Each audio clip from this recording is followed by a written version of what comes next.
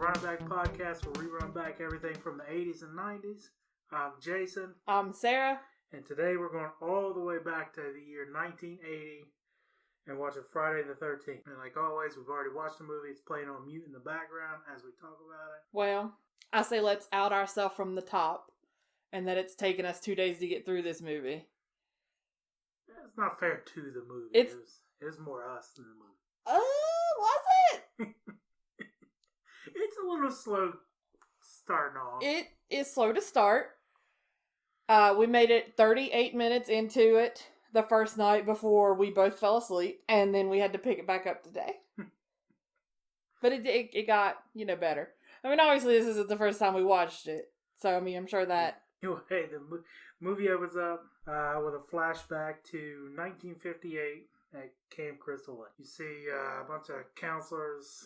The dorkiest of camp counselors. It is 1958. I know, but those long-ass shorts and... Like, Kumbaya time, and then the two elder ones go to... Fornicate.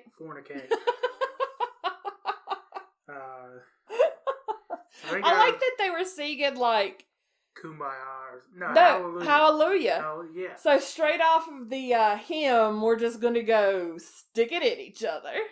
Up in this, loft. This girl goes from catching a stabbing to literally catching a stabbing. Yes, she does. Throwback to that podcast.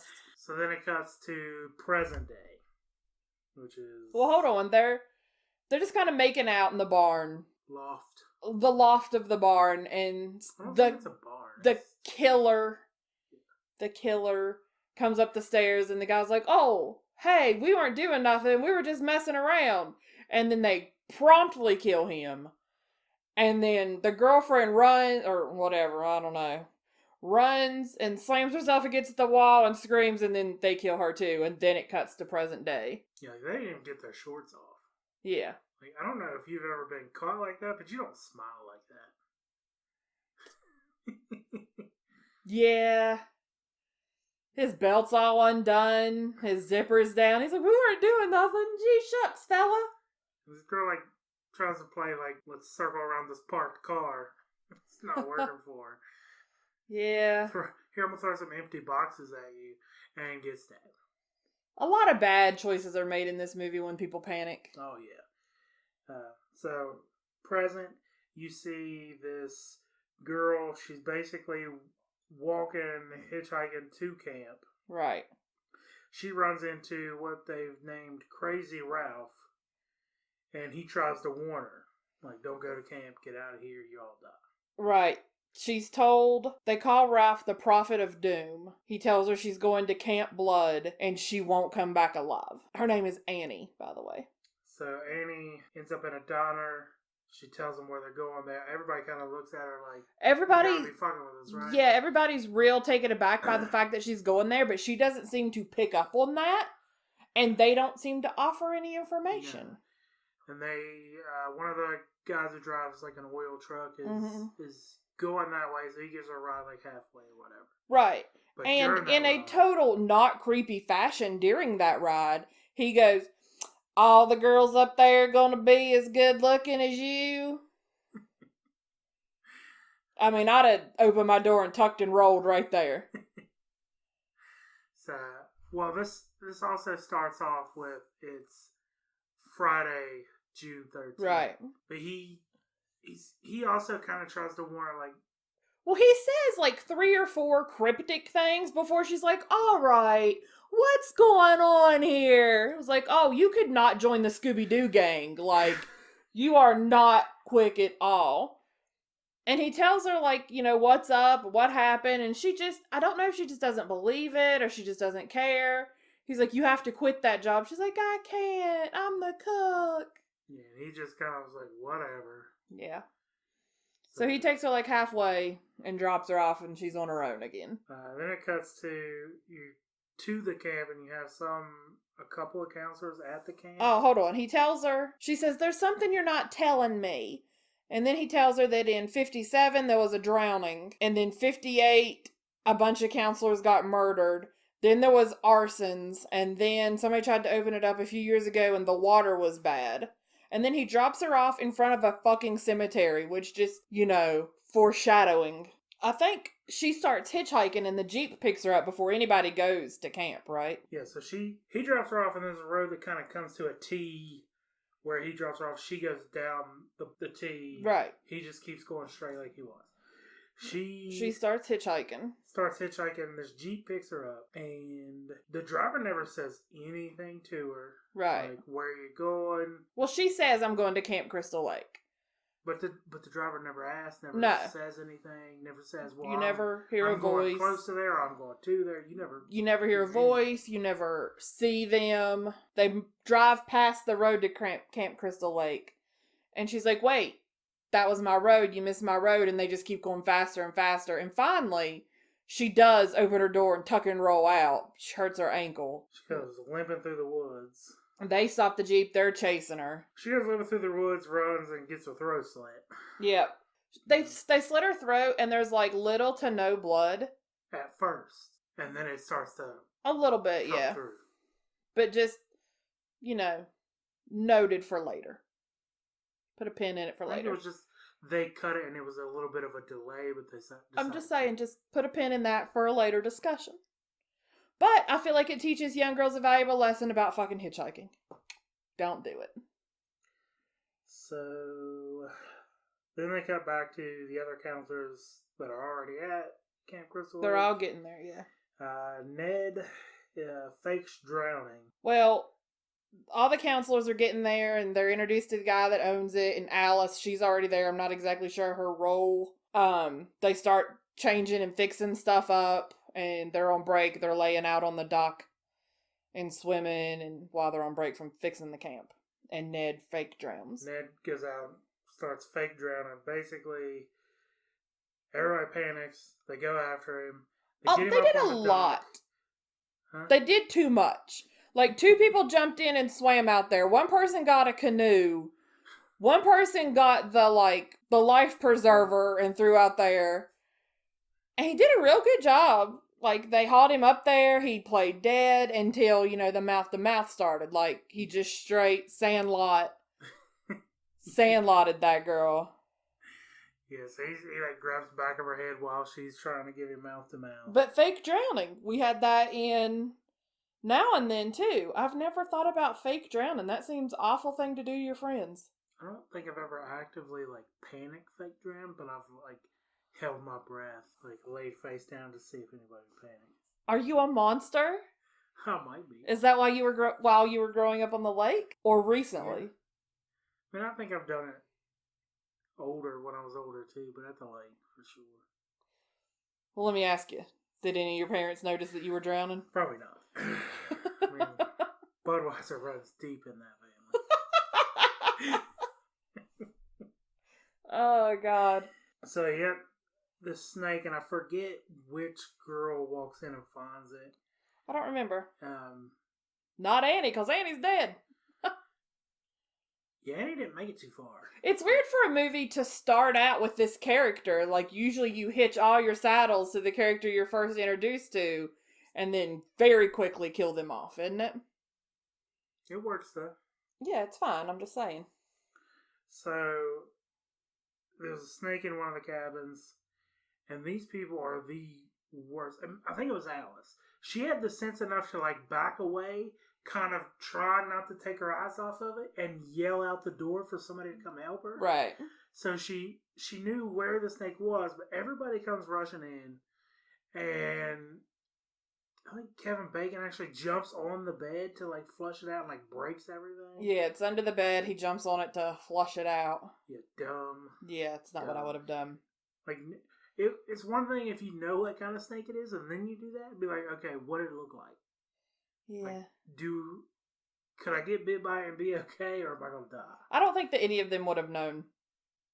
I mean, they're supposed to know. They're camp counselors. Nah. You're kind of bargain basement camp counselors. You can't get the best camp counselors for old Camp Blood. I mean, it's Camp Crystal Lake. Mm-hmm. So, they're the worst snake hunters ever. They're just... And then they kill it with a machete, and you said they chopped off the head, but I really thought they just chopped off the tail and was like, it's dead. It was just like a black snake. It wasn't, like, didn't have a real white head. But he also chopped it off way too low.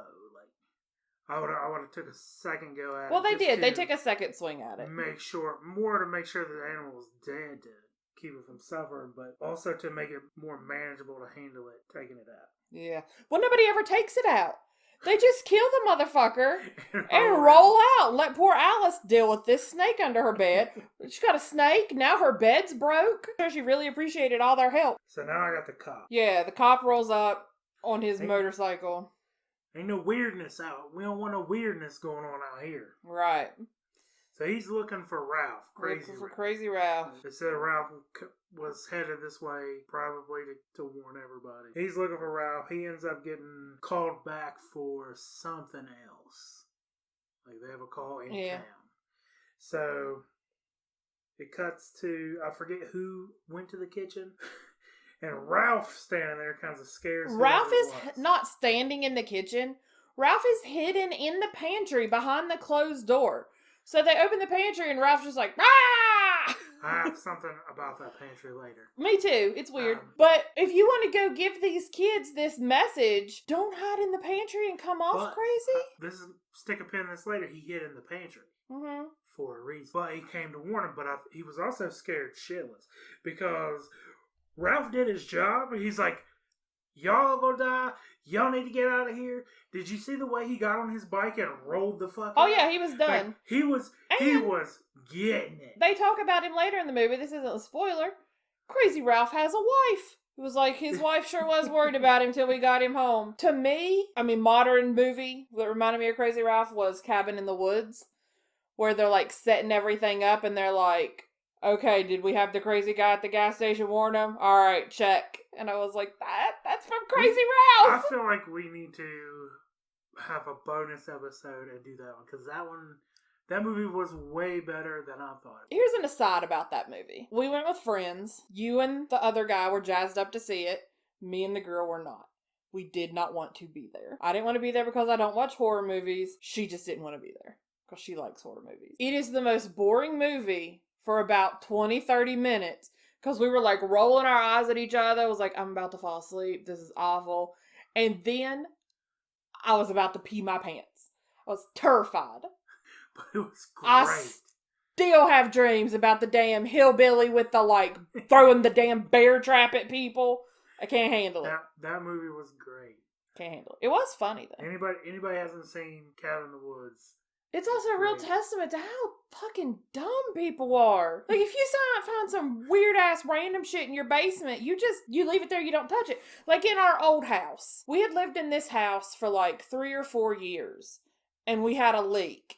You were at work. I had a friend come over, the same friend that we went to see Cabin in the Woods with. He brought a ladder, he crawled up in my attic, and he was like, hey, what's up with all these teddy bears? I was like, what? He was like, yeah, there's like one main leader bear who's sitting up here staring at me, and then there's just bags and bags and bags of teddy bears. I was like, I have no idea. I'm guessing the last people left him forgot they did have kids, but we never touched them. It could have been somebody before them. We could all be running on the same memo. Don't fucking touch strange shit. We didn't touch them. We didn't move them. We moved out. They have the house. Their house.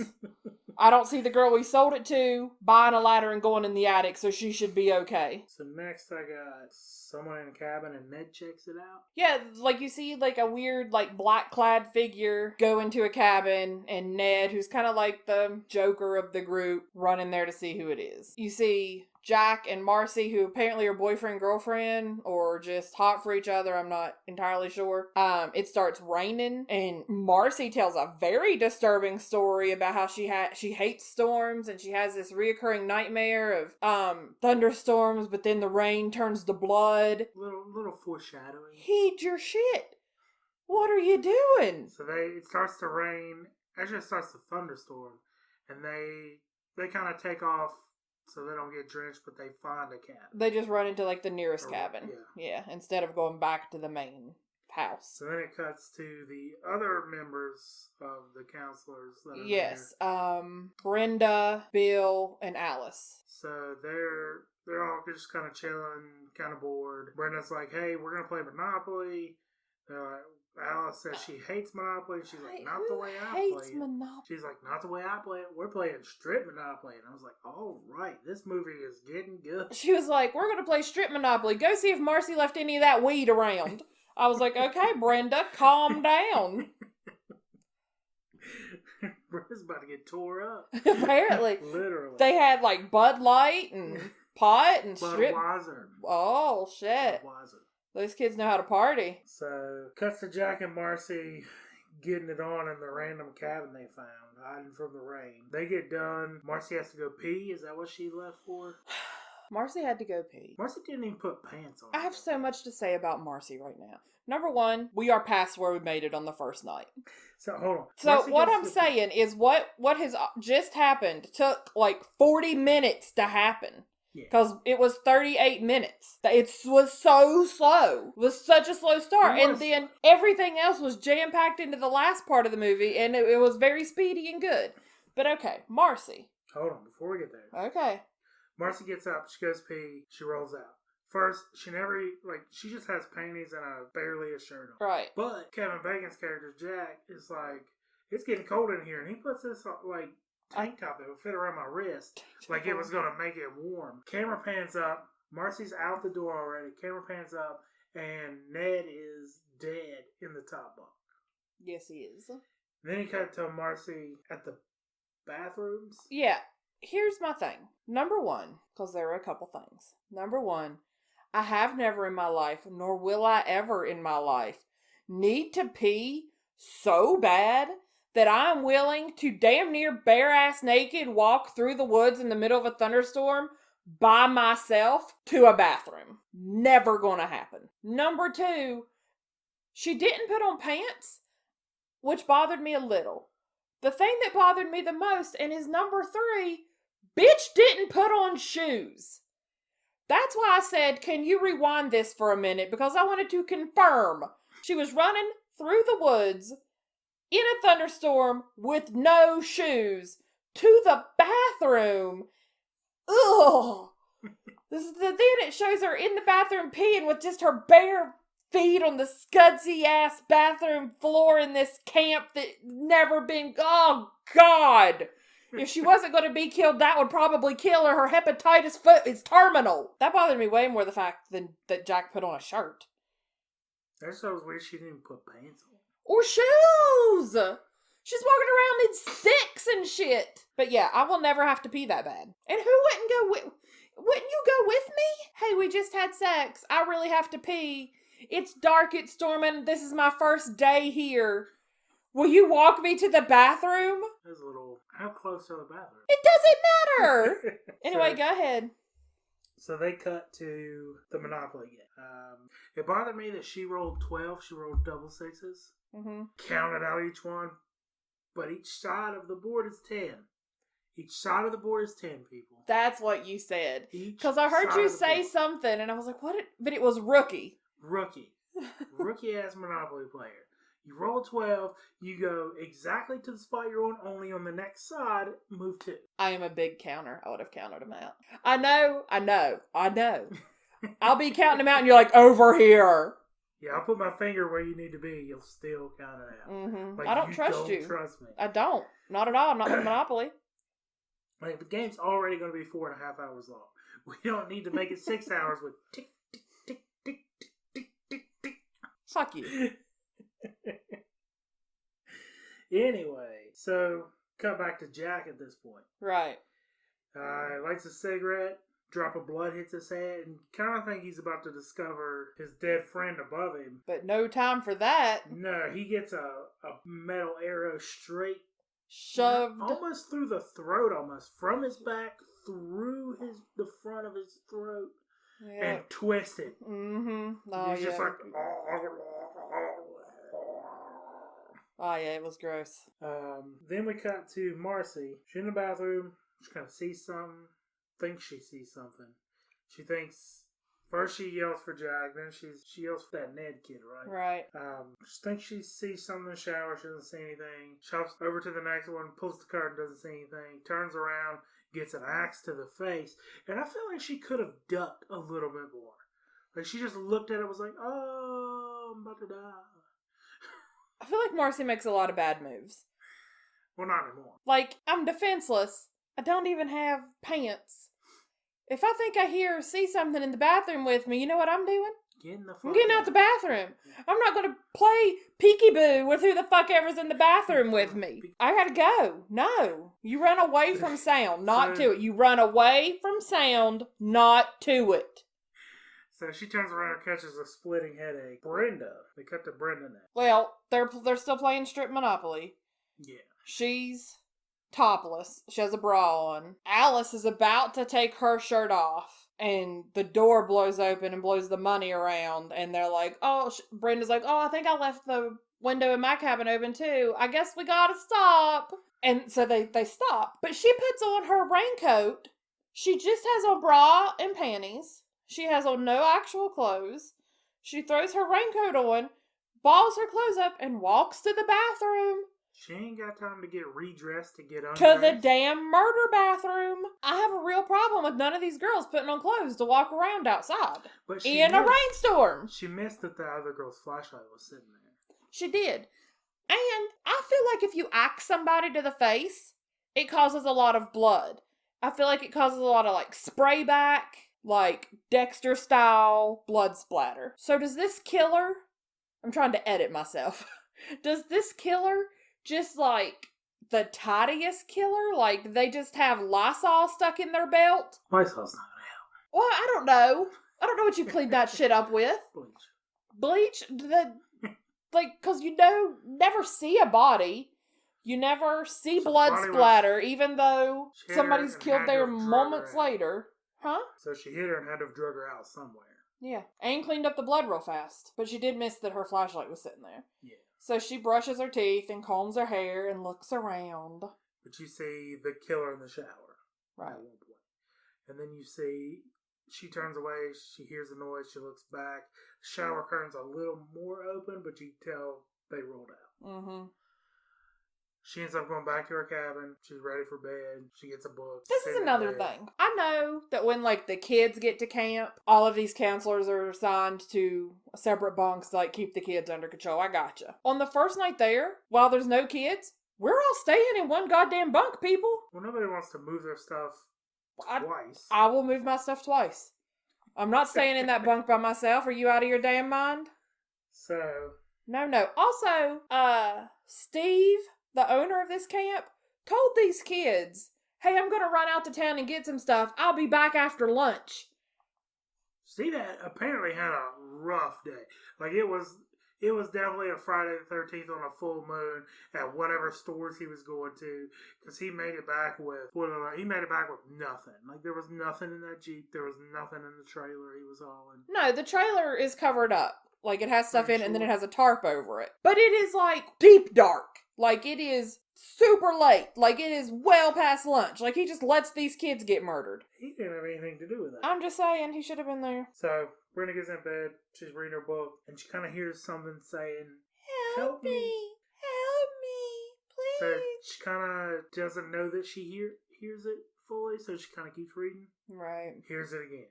So then she decides to go out and look for it. Mm-hmm. My problem with this is, you're in the woods. Mm-hmm. You're by yourself. Mm-hmm. You make sure you are okay. Yeah. First. If you can see something through your window, you have to make sure you're okay first. Mm-mm. You know what can go fuck itself? Whatever's yelling, help me, in the woods. I don't care if that shit's a kid. Why are you in the woods? You're not on the up and up. You're just in the middle of the woods during a thunderstorm at midnight? Little sketch-ass kid. No. You figure it out. Holla at me in the morning.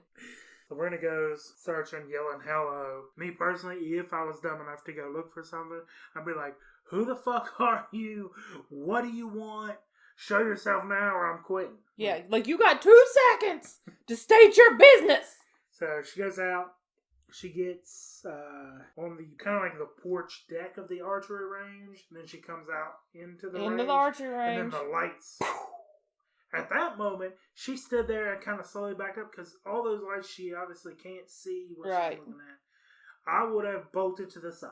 Yeah, I'm running. It doesn't matter if it was you standing there or somebody I didn't know. I'm bolted to the side and hiding. Yeah. Because that's strange. We're running. The archery lights don't turn themselves on. Yeah. Not a chance. Then it just cuts away, and you kind of hear a yell. Then it cuts to Alice in the cabin. She's with Bill. They kind of hear the yell. Well, Bill, he decides to go check. Alice says, I heard something. He was like, it's the wind. And she was like, no, I'm pretty sure it was Brenda screaming. And the lights at the archery range came on. He was like, okay, I'll go check on it. She's like, can I come with you? So they go check on it together. So Bill and Alice, first they go check Brenda's cabin before they go to the archery. Ian, Marcy's bed is the axe that she got lit up with. Who? Marcy's bed. They found the axe in the bed. Yeah, I guess her name is Marcy, sorry. Yeah. So, in Marcy's bed is the axe. Like, neatly tucked in. Like, it's laying on the pillow. Yeah. And it's got a little bit of blood. And they're like, what the fuck is this? Yeah, so the killer is... that point. Mm-hmm. Everything else up at that point is fine. At that point, GTFO. It's time to go. Right. Also, in a world before forensic evidence, don't you pick that axe up and take it with you everywhere you go? Duh. Right? You take every weapon, like nobody has a viable weapon, and I have something to say about some weapons later, but yeah, you take that with you. Definitely. I don't know if it's just natural instinct to take the weapon or video game training. You loot the room, man. You loot the room. So they're like, what's up with this? And decide to go to the archery range like dumbasses. Well, they go to the bathrooms, and Bill picks up her light, picks up Marcy's light, and looks at it and sets it back down. They never make it to the archery range, do they? Because they don't actually find Brenda. No, but Brenda's probably moved. Right. They go to the office because they decide they're going to call for help. At that point, they decide to call somebody. Not when they find a bloody axe in the bed. Yeah. It's all tucked in. Yeah. After they find a misplaced flashlight in the bathroom. Yeah. So the office is locked, and this is time no cell phones, so you can't just text Brenda and be like, "Hey, Brenda, you all right?" Cell phones would have made this movie like 10 seconds long. So they have to go to the only landline to the office. It's locked. Alice just don't give a fuck. She just breaks the window. No, Alice wants out. She's done. She's ready to go. So they get into the office. Phone's dead. Right. Then they try a payphone or something, and it's dead as well. Like there's 2 phones in the office. Oh, okay. All the cords have been cut. And then it pans away from the window. You see the line coming out, and it's 2 coiled around each other. They're both split. It's cut. And then they try whatever car is there, and it doesn't work. It's been disabled somehow. But the truck is dead. They probably pulled the battery. Right. Well, Bill opens the hood, and Alice is like, what's wrong with it? And he was like, I have no idea. I feel like if the battery was gone, Bill could have been like, the battery's gone. Yeah, Bill didn't look... Bill probably wasn't very mechanical. Okay. He did have issues with the generator later. So, it cuts to Steve having problems. I don't know why his Jeep had just stopped on the side of the road. Well, no. But it won't start. Bill was at a diner, and he tells him, like, he's been getting stuff all day, and he has to head back. Because the waitress was like, you shouldn't go back, you're going to drown. And he's like, no, I gotta go, I got all those kids up there. I think his Jeep ran off the road, and it got stuck in the mud because a cop comes behind him. And he was like, I thought that Jeep would get through anything. And he was like, apparently not while it's hauling a trailer. So the cop is going to give him a ride back to camp. And you're like, all right, we're going to get some adult action here with a gun. We going to make some moves. But then there was like a car wreck, and the cop had to drop Steve off. Yeah, so he takes the call. He has to do a U-turn, but he lets Steve off. So Steve walks the rest of the way to camp. Steve walks to camp, but he hits the sign for Welcome to Camp Crystal Lake. And somebody's shining a light in his eye. He recognizes them because he's like, why are you out? He's like, oh, hey, why are you out here in this weather? Like,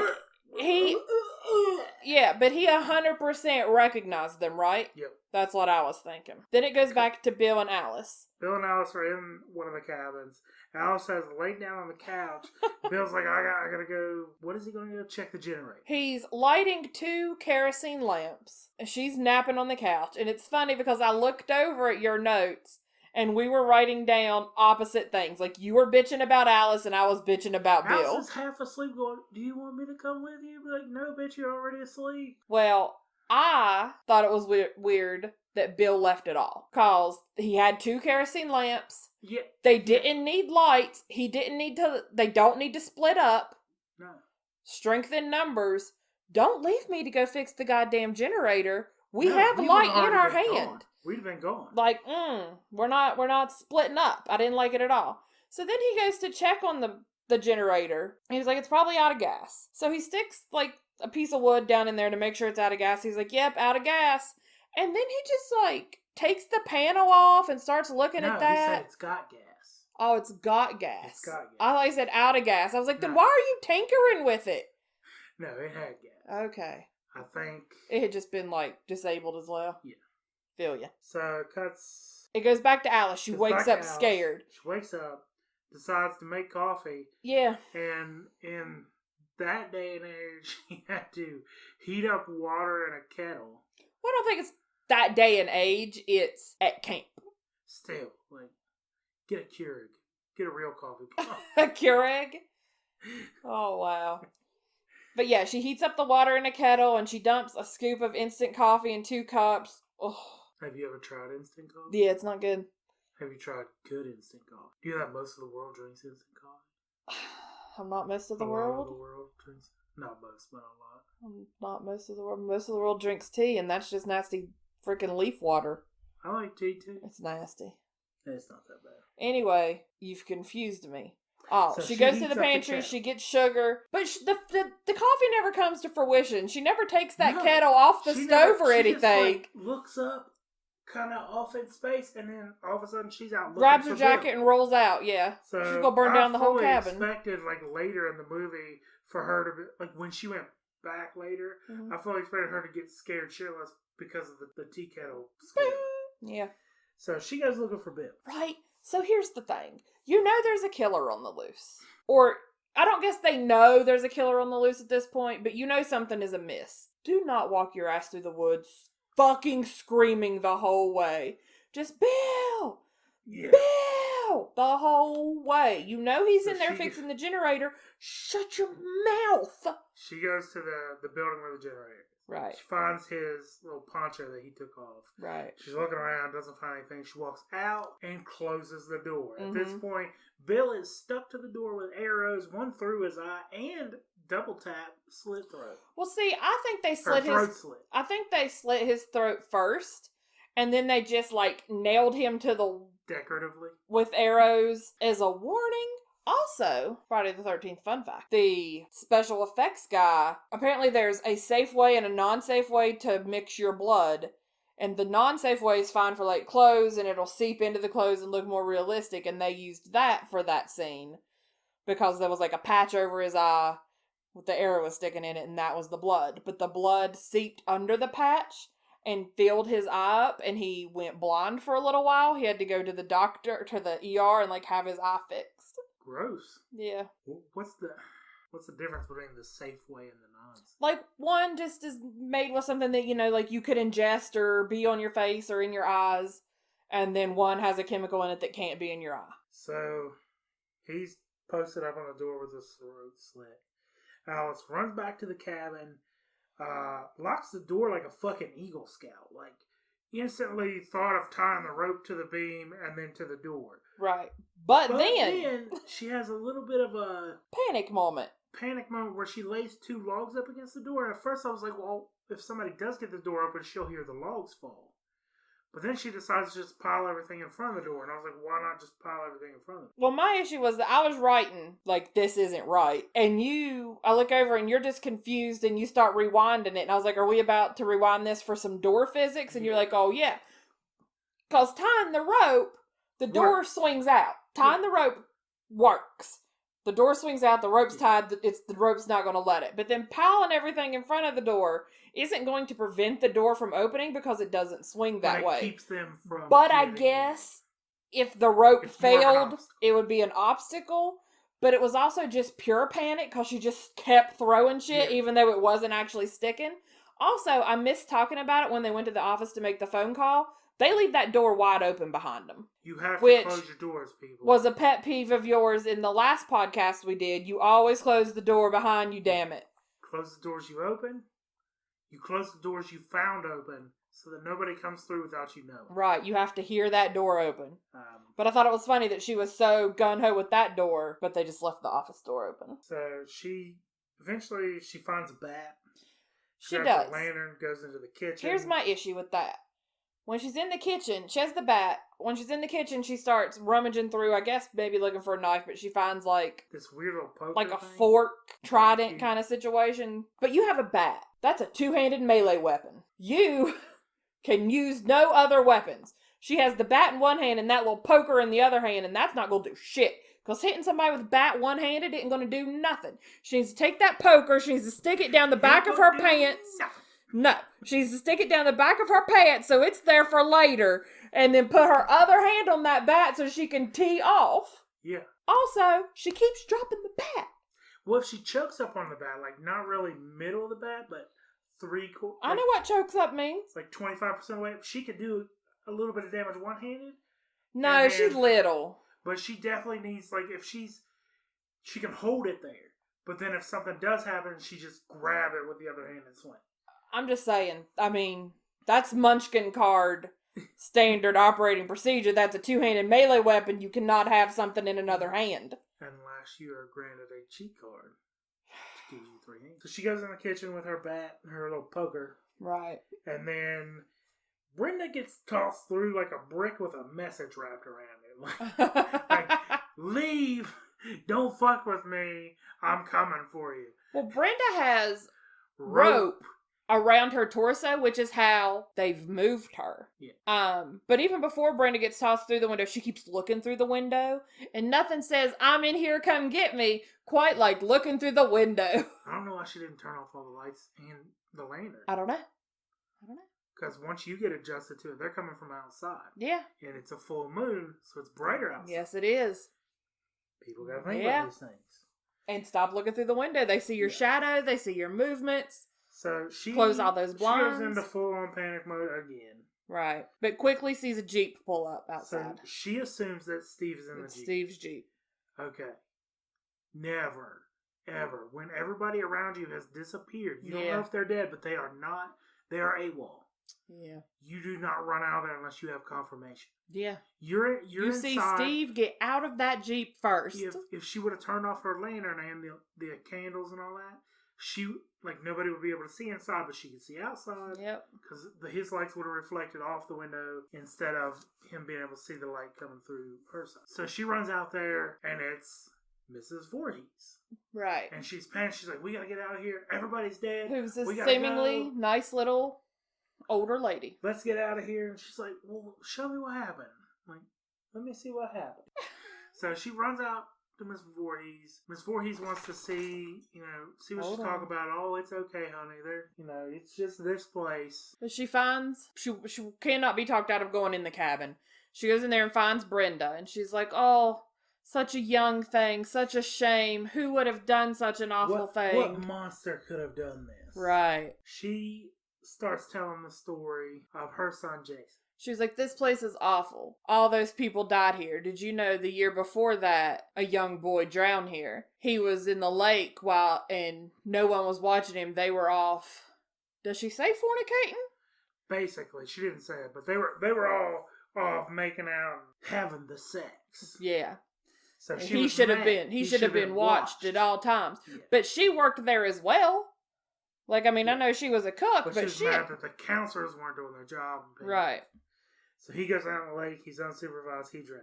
She's mad that they were fucking and not watching her son. And she's also delusional. She keeps having little flashbacks and kind of talking to herself.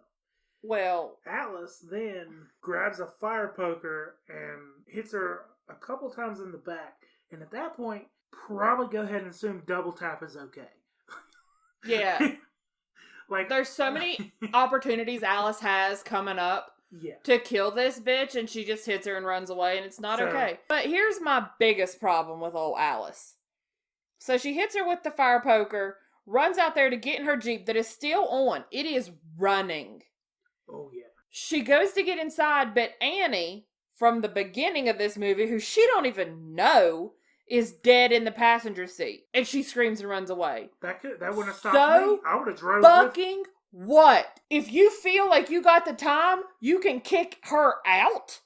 Steve was in there too somewhere, right? No, Steve's hanging from a tree by his feet. Okay, she turns around and sees. Yeah.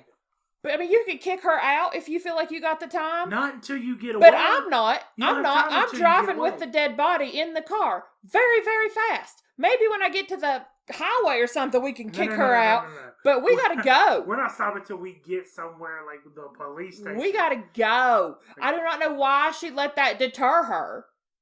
Yeah, I'm chilling. Road trip with dead body Annie over here. Yeah. Like, we're just gonna get in that car and you go. We're gonna have a weekend at Bernie's until we get back to civilization. Yeah. Mm-mm. So Mrs. Voorhees gets up, goes after that. Then she starts having full on. She has psycho-esque voices. Not voices. She's having both sides of the conversation between her and her late son. Right. So she does Jason's voice. She's like, "Kill them, Mommy. Kill them all." And she's like, I will, son. Kill them all. Yeah, she's completely lost it. Oh, like when you see somebody do that, it's okay. Just if you're surrounded by dead bodies, the old lady's doing the kid voice, she's free game to kill. Yeah, but so Alice runs to another building. Is it the office? She runs back into the office. She finds a gun. She's looking for ammo. I don't know what that building was. It seemed to have like a lot of like leftover mattresses and shit, but it has like an entire wall of guns. It seemed like a lot of guns for a summer camp. Probably a storage building. Probably had like a rifle range or something. At a summer camp? Yeah. It's the 70s. It's the 80s. It just said present day. Whatever, it's right around. So she gun, she's looking for ammo. There's a drawer that's chained shut, which is probably where all the ammo is. Right. She's trying to knock the lock off as Miss Voorhees comes in. Right. And she kind of bluffs, points the gun at Miss Voorhees. Uh-huh. Miss Voorhees is like, "Oh, honey." What did she say at that point? I don't remember. She's like, "Oh, honey, come over here," or something. Kill them, Mommy. She tries to hit Miss Voorhees with a gun, but you have a gun that you know is not loaded. At that point, she drops the gun. Well, hold on. She drops the gun and she runs and they scuffle. And she pushes her down on the mattress. But then she picks back up the gun and hits her with it. Because I was writing, why doesn't she hit her with the butt of that gun? And then she picked the gun back up and hit her. But no, she didn't. But she did hit her and stun her. Which at that point, I'm taking the butt of that gun and hitting her until her face becomes silly putty. Well, she didn't stun her until a little bit later. Well, I mean, she knocks her down. But I'm going to beat her to death. Mrs. Voorhees slaps the shit out of her. Yeah. Like Rocky's getting beat down, like combos. The forehand, the backhand. Yeah, it was a lot of just two slaps. backhands and a forehand. And then finally Alice like balls up and like punches her and lays her out over the mattress. Right. Alice then hides when she should have pounced. Like when you're watching the UFC and they drop somebody and they just jump on them, or see somebody they drop them but they don't go after them, you're confused. Like, what is wrong with you? That was your chance. She runs out and she hides under those floating dock things. Right. Just kind of on the side. And she's smart because once Miss Voorhees passes, she doubles back to the camp. cabin. Here's the thing about Alice. When panicked, when alarmed, we all have a fight or flight response. My fight or flight is set 100% to fight. You've come around a corner and scared me before. It's set to fight. It doesn't quite get all the way, though. Just the drawback. I tend to notice it's you before I follow through with my swing. But it was coming. Annie, no. Alice's fight or flight is set all the way to flight. Even when she's fighting, it's just knock her down and run. Knock her down and run. Knock her down and run. I'm not wired that way. But why did she go back to the cabin? I don't care that it's a little old lady. I'm a beat her to death. Karen's a little... Fight or flight. Except for our one friend who doesn't have fight or flight. She has turtle. Yeah. She gets scared and falls immediately down on her back and can't get up. I don't know if she needs to be studied or what that is, but... So at this point, Alice goes back to the cabin. Who the fuck knows why she went back to the cabin? I guess she thought... That Miss Voorhees wouldn't come back? She has the best chance of survival there. People will find her there. She's not loose in the woods. I don't really know. But she decides to go into the pantry and hide. And at this point, she locks the pantry with a deadbolt from the inside. Right, I was gonna ask... Which was confusing. Which is why, obviously, Ralph has been there. He was hiding in the pantry because he knew he could lock the door. Guaranteed, because he was scared. Well, I was trying to figure out why the pantry locked from the inside. We don't know. And then, that's weird. When you said, I know why Ralph was in the pantry earlier, I thought you thought Ralph put that lock on the inside. And I was like, you think Ralph's psychic? No, I think he's been there. But he didn't lock it because Alice just opened the door. But I think he knew Alice. I think he might have been looking through the crack and just knew it was there. He wanted to warn him. Like, he went there to warn him. But he was scared and he hid. I don't know. Ralph's the only smart one in the whole movie. Because he got the fuck on out of there. So, she's hiding in the pantry. She's locked it. But she is breathing way too loud. Like... and she's standing like right up against the door. Like, you gotta be away from the door. Yes, because so nobody can see you through the cracks. Nobody can hear you breathing. Right. You grab the biggest can of something. You hide around to the side, to the corner. That way, if they do come in, you hit them in the head from an angle they're not expecting. Right. So Mrs. Voorhees tries to fool her because she makes it sound like she's left. Yeah. And she doesn't come out of the pantry. She just like kind of kneels down. And then you see the doorknob start to turn. At which point she does go to the back and finds a cast iron skillet. But she's still not holding it right. She picks up this cast iron skillet and she's just kind of like holding it in front of her face. Like, you need to be... She's not cocked and you ready to you go. gotta be ready. You gotta like have that up there so it's just like ready to pop. She's not doing it right. But meanwhile, Mrs. Voorhees takes her machete and hacks her way into the pantry all... She busts one of the wood pieces open, reaches in and unlocks. All the Shining style. So they have a machete pan fight. The cast iron skillet wins. It does. And she hits her in the head. She hits her in the head. At which point she should have double tapped again. She turns her over and she has a little bit of blood. Not enough You're to gonna be have to terminal. smash her whole head in. Yeah, I am beating her head until there's nothing left. Maybe I'm a bad person. Maybe there's something wrong with me. But I'm beating her head with that cast iron skillet until there's nothing left.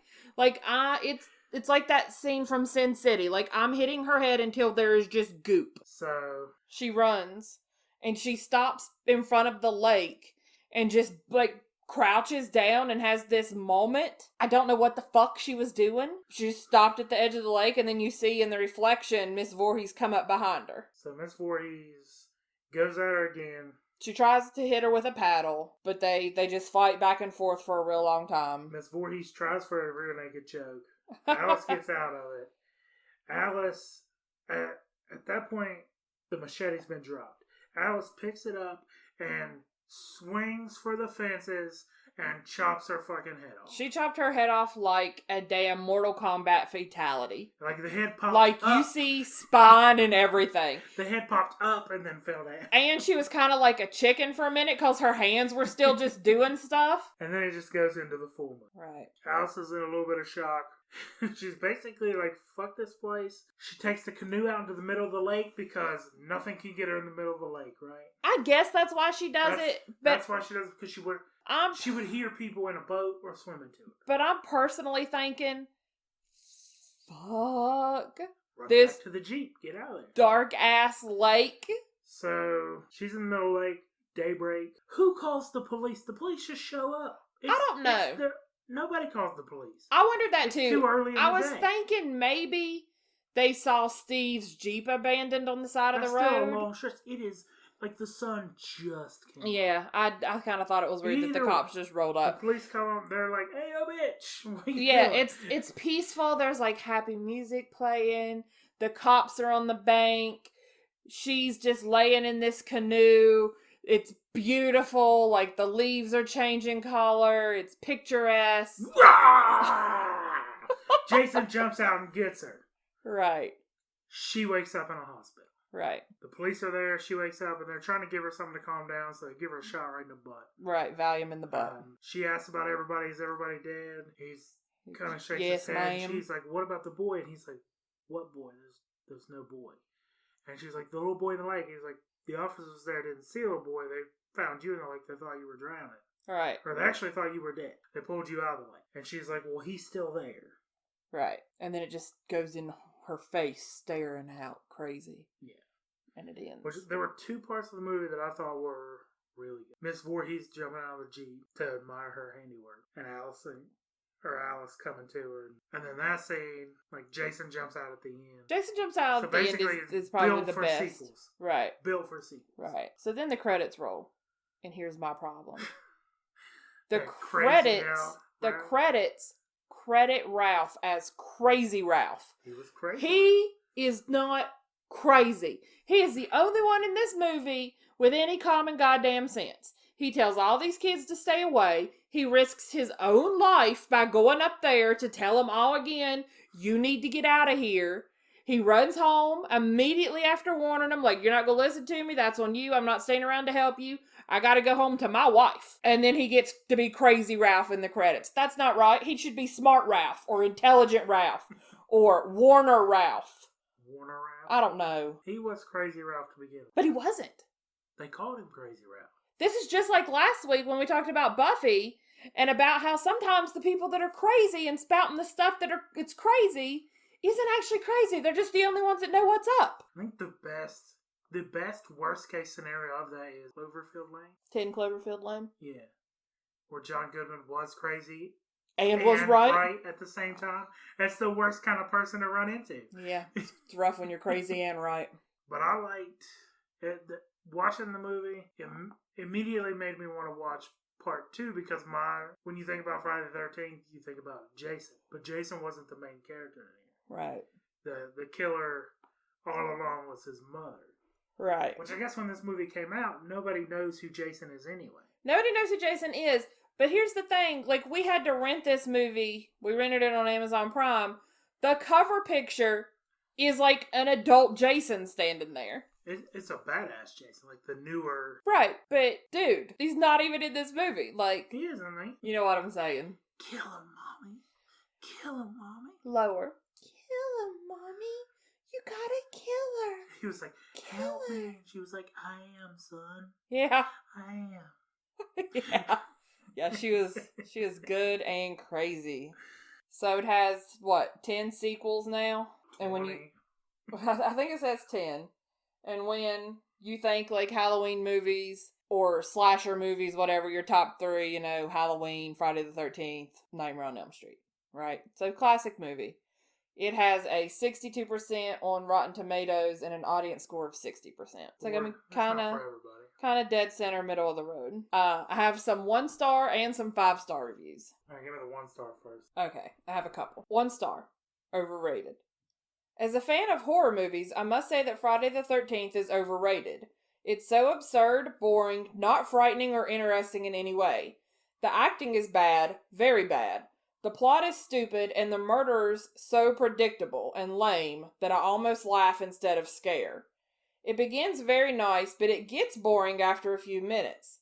I thought that this one will be a huge movie because it is so popular in the genre of horror movies, but I was really disappointed. I'll give you advice. Stay away from this one. If you want a real horror movie, you must watch The Exorcist. It's much better than this crap. Or if you want a slasher movie, you could try Nightmare on Elm Street or Halloween. I feel like he's just mad that his fandom's not reckoning. But I will say in the beginning, it is a little slow, but it is not. I disagree with him on the acting. No, the acting's fine. I think the beginning could have done with less cleaning up of the camp. I think that was kind of the setup. I guess, I know, but 38 minutes in... They slowly start to die one by one. Well, 38 minutes in, though, and Annie's the only one that's died. It's just, I don't know. The beginning was slow. But I thought the acting was fine. I thought the acting was fine for the time. Right. I do like Halloween better than this. What do you think? I don't know. I've watched this movie a couple times, and I always forget how if you stop this movie 5 minutes before the end, you're like, nah. You need Jason. You need her out in the sunrise, sit on a boat, happy she's still alive, and then Jason run over the top of her, dragging her down to be like, this whole movie. You know that didn't originally happen. Was a setup for sequels. Right. But that didn't originally happen in the movie. They added that. That was perfect. It wasn't in the script, yeah. But I do like Halloween better than I like this. I'm not sure about Nightmare on Elm Street. I'll save this story for later, but I had some real issues with it as a kid. I have watched it as an adult recently, but I think I'm just on it too. But I do like Halloween. I think they get a little bit better as they try to. The sequels try to outdo each other. Right. Outdo the previous. 1 star. How bad? This movie, in my opinion, 90% good to 10% awful. But unfortunately, that 10% overrules. The good part is that for a horror film, it does manage to build up a good amount of tension, and you are struggling to think who the killer could be. The way the murder scenes get more and more graphic also impressed me. Now, then the killer is revealed as an old woman. Just how scary is that? Not very is the answer, and when she makes those stupid voices, it got ridiculous. Even worse was the way that this old woman kept getting smacked on the head, which blows would kill I'm sorry, guys, I can read, this person can't write. Even worse was the way this old woman kept getting smacked on the head with blows which would knock a full-grown man out. Never mind an elderly woman. And hold on, there's one more sentence left. An elderly woman and just keeps getting straight back up and continue to automatically find the girl. Why couldn't a young woman overpower an old woman? Terrible, terrible film. We addressed that. She got knocked out a few times. Right. Stunned, knocked down. The pan definitely knocked her out. She got back up. Right. Because she ain't no pussy. Well, she got up because she is powered by crazy. She's powered by crazy. Little CTE. And you said Alice, her fight or flight's all the way to flight. All the way to flight. So she's running every time. But right. She doesn't run away. That's why she keeps catching her. Right. She doesn't run away. She runs back to the cabin. She runs to the lake. Also, she's able to kill everybody else by surprise. She takes them all out by surprise. She was unable to take Alice by surprise because she barricades herself in that house so well. So she had to do like the old lady card to get in the house. But how old do you think she is? I would say 60. You think she's 60? 60. I was going with like late 40s, early 50s. Nah, late 50s, early 60s. You think? Yeah. No. Anybody looks like that in their late 40s is smoking all the drugs. And if you ain't never been scared of some old lady who's just spouting off gibberish, you haven't really lived. It said that when Betsy Palmer got the role as Miss Voorhees, she apparently is a method actor and dove deep and gave herself a backstory so she could get into it. So she wanted to know more about the character than the audience and came up with a backstory that was built on the killer's hatred of sexual transgression.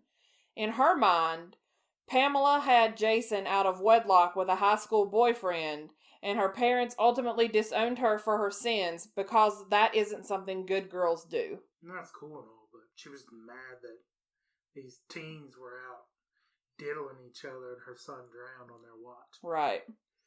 So I have a 3-star review. I mean, kind of middle of the road, but it cracked me up that they are mad about this particular issue. Okay. Also, this review was written 6 days ago. Did you write this review? I did not. Jacob B. wrote this review. He looks to be about 19 or 20 in his picture. Outdated. Having cheesy... Really, Jacob? Yeah. Outdated? Having cheesy acting and slow paced. There's an entire scene dedicated to one of the counselors making coffee. Friday the 13th does have a decent gore effect. The amusement of seeing a pre-Footloose Kevin Bacon and a twist that scream spoiled for anyone expecting to see Jason in his hockey mask with a killer you'll actually feel sorry for once you learn their motivations. While this movie was a genre-defining slasher flick, and I knew of the twist even before I saw Scream, I couldn't help but feel that this movie is rather tame by today's standards. Maybe the sequels will help me find what I'm looking for in a Friday the 13th movie. But I love that this guy is butthurt that Scream told him what happens in the movie. I mean, by the time Scream came out... 16 years later. 16 years later? Yeah. Because, I mean, from the jump, when Ghostface calls her and screams, like, do you want to play a game? And it's movie trivia. It was like, who's the killer in Friday the 13th? And she says, Jason. Duh, everybody knows that. And he's like, Brr, it was his mother. And then kills her. Which we're going to do Scream, I think, next week. So, you got to see a preview of that. But I just love that this person was so upset that Scream spoiled it, that they wrote this review 6 days ago to call this 80s movie outdated. Now, I don't really remember liking Scream. You don't like Scream. I really like Scream. Because I have a problem... and you hate it.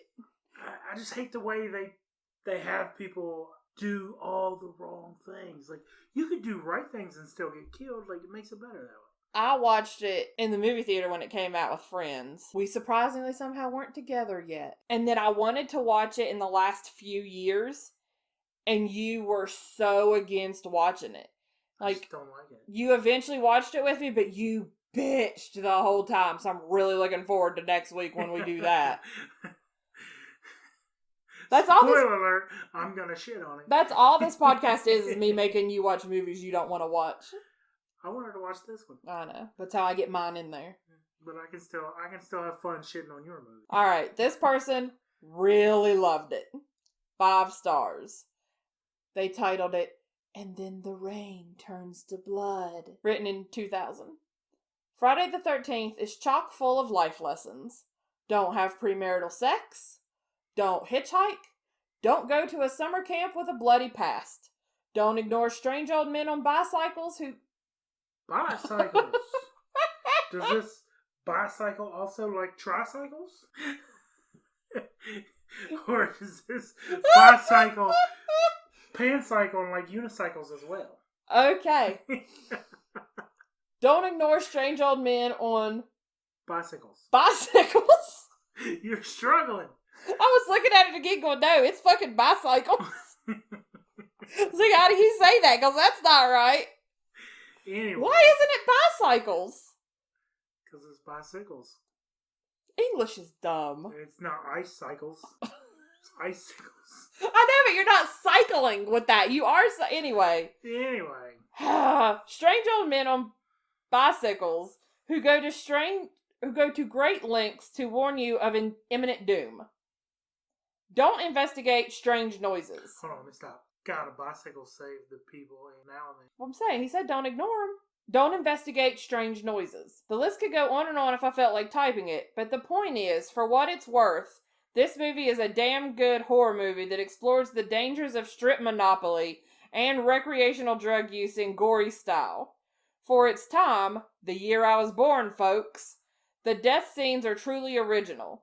The fear very real and the suspense level very high. And that wonderful soundtrack. Obviously, this series has a hold on the American psyche, or they wouldn't be making number 10, and with good reason. An all-out horror fest with a death toll so high and fear intense.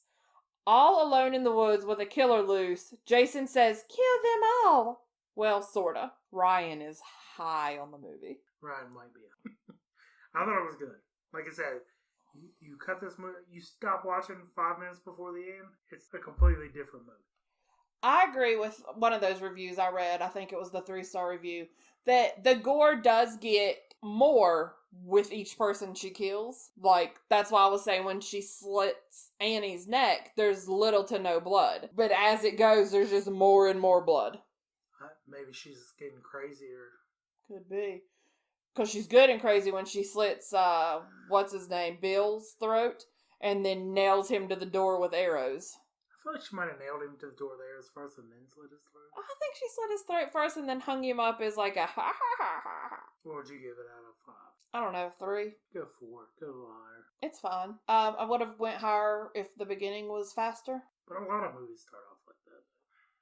we've watched this movie a lot, and I've never noticed how slow it is, but I also realized that every time we've watched this movie, we've been doing a Halloween activity. Like, we'll put this movie on and carve pumpkins, or we'll put this movie on and paint a sugar skull. So we're always busy. We're busy, so we're not just, oh my god, is this ever gonna end? I kept waiting for them to find Jason's little nest in the middle of the woods with the shrine to the mom. I guess that's in 2. I don't really know the lore, but maybe her death like wakens his. You are all about some goddamn lore. Wakens his Spirit. He can't be alive, like truly alive, right? I don't think so. I mean, he drowned and died, right? And then he popped up. Supposedly. Then he popped up from the lake at the end, looking all. Now, do you think he actually popped up from the lake, or do you think she fell out of the boat and drained it, or? I think he pops up from the lake. Okay. We'll have to watch the second one and see. Well, I mean, like, she just wakes up in the hospital. Seems like if he had popped up in the lake, he would have killed her. I think we're booked up for this Halloween. Maybe next year we'll do part 2. Okay. We'll put part 2 on the books for 2020. I don't know, did you find out who died? You got any rips? Do you got any rips other than Annie, Alice, Bill, Brenda, Ted, Jack, Marcy, and Steve? Oh, and Miss Voorhees. Excuse me. I threw Alice in there. Alice did not. Because she's in my list of characters up here. Alice did not die. I don't know how Alice didn't die, but she didn't die. Jason's dead too. Jason's dead. Anybody die in real life? Is Miss Voorhees dead in real life? No, I don't. You got one job. Hey, Budweiser was the only product placed. And they kind of tried to hide it, so. Yeah. Annie was wearing Nikes. I liked them. They were blue with yellow swoosh. Betsy Palmer died May 29th, 2015. Rip. That's all for Friday the 13th. Next week is Scream. Is that what you said? That's what I said. So Sarah's gonna like it and I'm gonna shit on it. So it's gonna at least bring back like memories of the time, right? A little bit. I don't think I ever watched them until way later. Really? Yeah. I was just never from previews ruined movie. And from the previews I could tell that I wasn't gonna like it. I feel like you would have liked it. No, I never did like it. Even after I watched it. I don't know how they made 5 of those fucking. I don't know. You didn't go see it like hot for Nev Campbell or anything? She seems like a girl you'd have been into. Yeah. Yeah. I can't tell you. Other than the boys that were gay, there's probably not one that wasn't into her. Really? I mean, she's not really mentioned as like a. She was like for like a year or 2, she was in a lot of stuff, right? I don't know. She was in Scream and Party of 5. That's about it. She was in all the Screams. Who was she in? The Faculty. Who was that? She was not. Or in the Wild Faculty. Thing. Well, which one? But I think Wild Things is the one with the pool scene. She is in Wild Things, yeah, with the pool. So tune in next week for Scream. This has been Run It Back. We're running back everything from the 80s and 90s. I'm Jason. I'm Sarah. You can follow us on our social media accounts. On Facebook and Instagram at Run It Back Pod. And on Twitter at Pod Run It Back. But really, I'm going to stop saying all the rest. Just tune into Instagram.